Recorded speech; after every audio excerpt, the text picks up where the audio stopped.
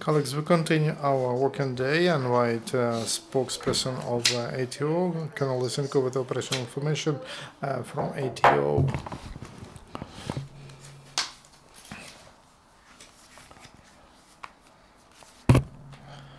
Good afternoon, dear colleagues.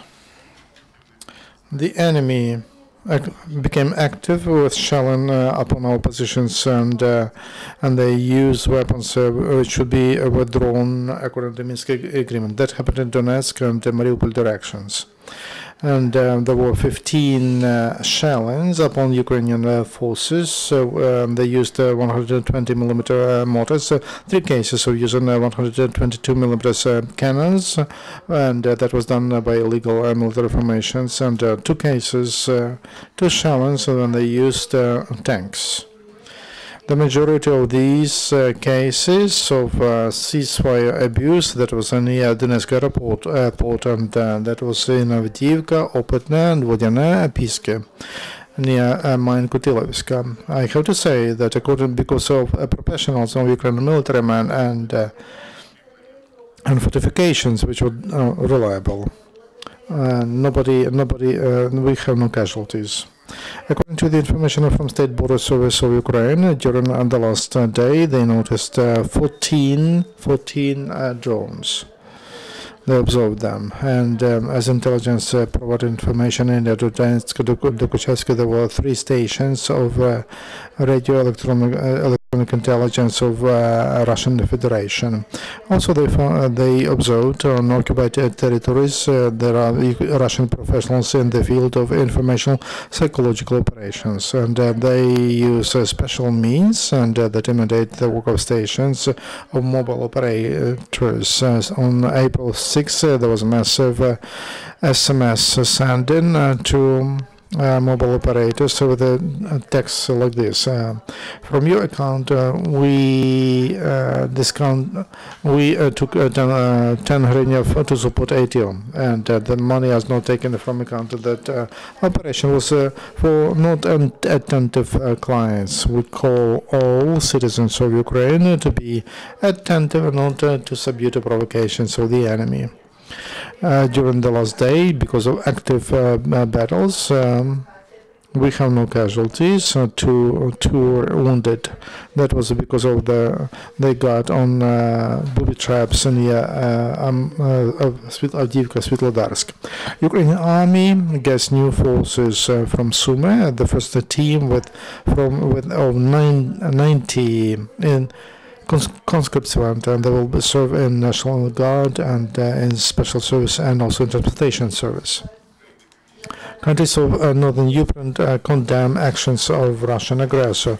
Ministers of Defense, Minister of Denmark, Norway, Finland, Sweden, and Minister of Foreign Affairs of Iceland, they published a joint communique, and they called this political course of Russia as the biggest challenge to European security. That conclusion they made when they analyzed events in Ukraine. Ministers believe that Russia is ready to use military means to achieve their political goals, even if that contradicts principles of international law.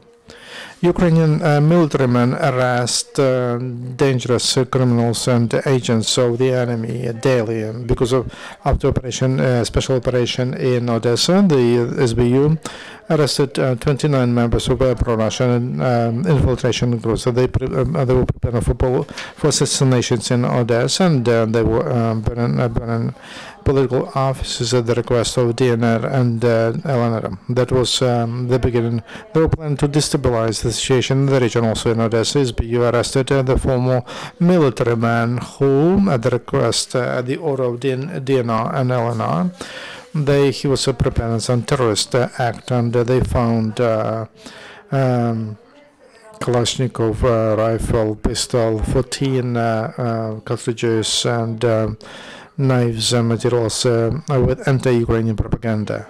In Konstantinivsky district, Ukrainian policemen arrested two criminals, and they introduced themselves as those who work for law enforcement bodies, and they were robbing civilians. Pseudo-soldiers were arrested in several hours after they committed the crime. That became possible because of timely request of the victims to police.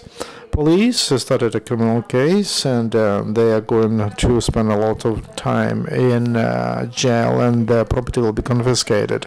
In Maverick village in Krasminsky district, Donetsk region, they arrested a 61-year-old fire correction woman, and she collected information about movement of military equipment and dislocation of units of Ukrainian armed forces. All the data she was provided to militants. And evidence is her mobile phone with a SIM card from which she called many times to the enemy. Near Slidovo Donetsk region, Ukrainian border guards arrested a man who was in illegal military formation. He was delivered to police and provides evidence. The planned rotation continues.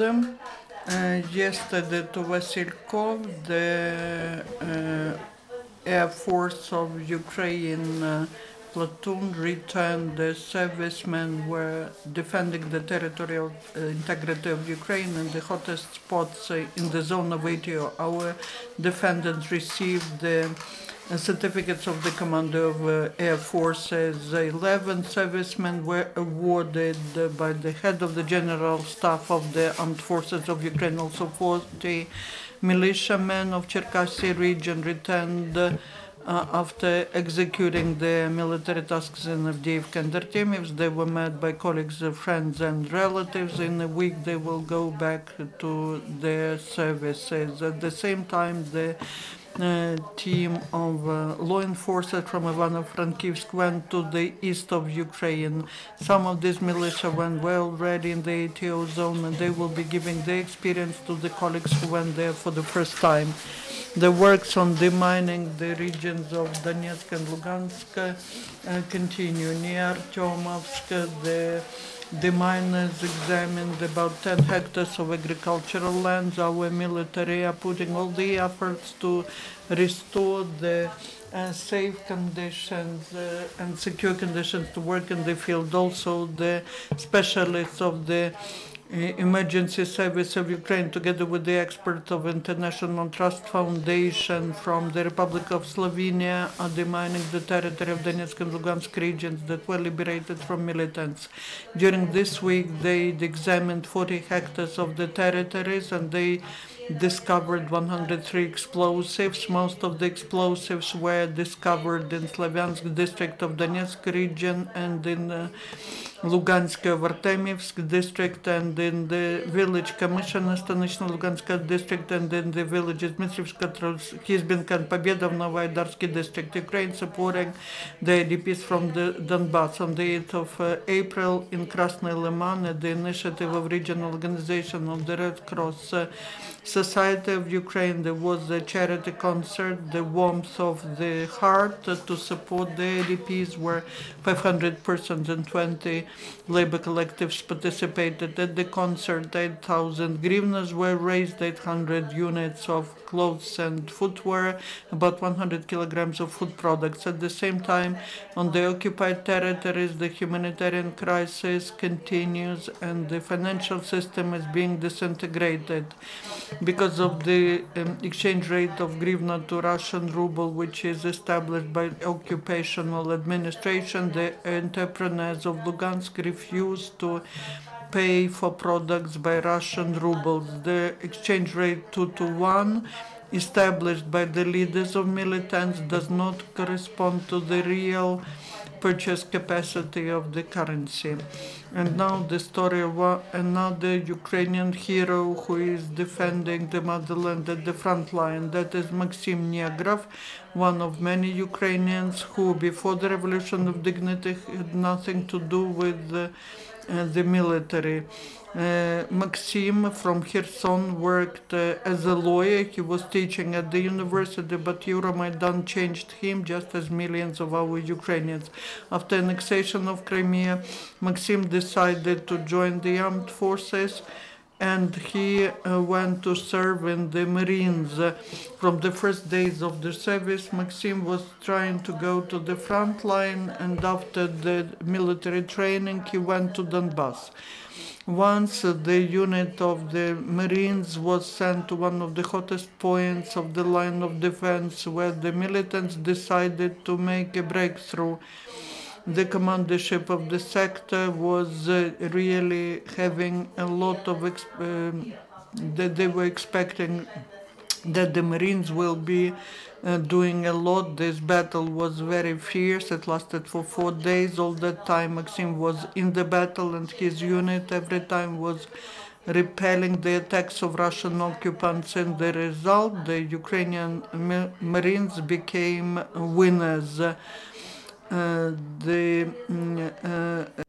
Guys like Maxim are very important for our victory.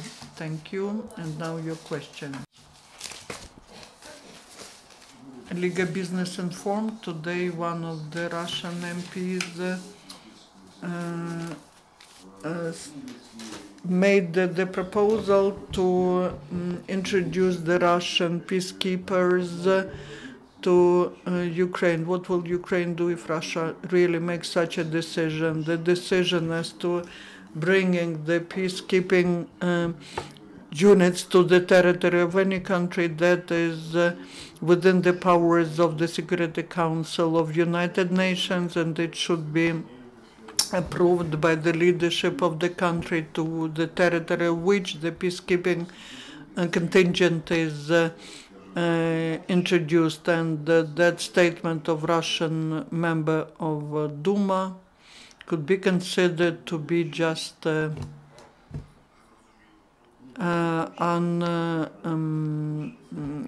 step which is difficult to understand. He is trying just to be shown by mass media. Thank you.